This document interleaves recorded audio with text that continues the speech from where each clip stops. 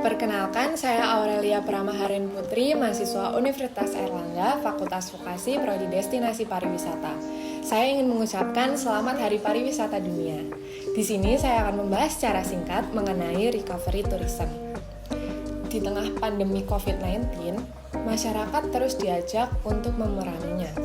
Namun, paradigma tersebut harus dirubah, sehingga saat ini masyarakat justru harus berdamai dengan COVID-19. Melawan COVID-19 juga akan menguras banyak energi, sehingga berdamai dengan COVID-19 adalah langkah yang perlu ditempuh. Banyak kerugian yang dialami, salah satunya sektor pariwisata. Kerugian sektor pariwisata secara nasional sebagai dampak dari COVID-19 sebesar 38,0 triliun rupiah.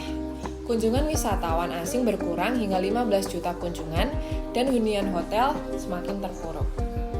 Dampak COVID-19 juga terlihat pada fenomena tenaga kerja di Bali. Sebanyak 63.000 orang dirumahkan dan jumlah tersebut paling banyak dari sektor pariwisata dan restoran.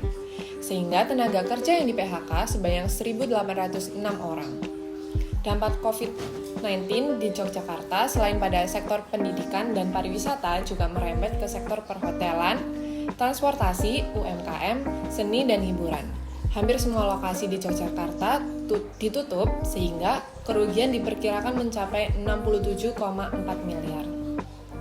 Untuk berdamai dengan COVID pandemi, dapat dilakukan dengan penanganan jangka pendek, menengah, dan panjang.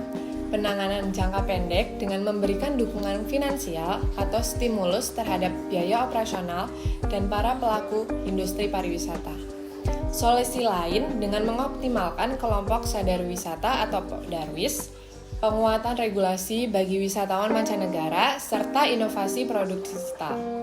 Sementara penanganan jangka menengah dilakukan dengan memperbaiki proses dan rantai nilai dalam aspek pariwisata.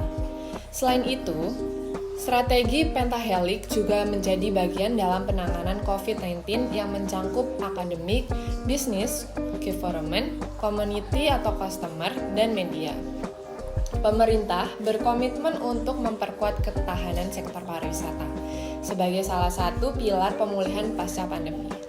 Dengan dukungan mitra internasional dan sesama anggota G20, Indonesia ingin mewujudkan panduan terkait penguatan peran masyarakat dan UMKM sebagai agen perubahan pariwisata. Guidelines for Strengthening Community and SME as Tourism Transformation Agent. Selain itu, Indonesia juga ingin menjadi pelopor untuk inovasi bersama di G20 guna memulihkan pariwisata melalui metode seamless traveling. Bagi Indonesia, pembangunan infrastruktur pariwisata dan peningkatan kemampuan SDM, sektor ini adalah keniscayaan. Karena di masa depan, tantangan pariwisata dihadapkan pada cepat atau tidaknya kita beradaptasi dengan teknologi digital.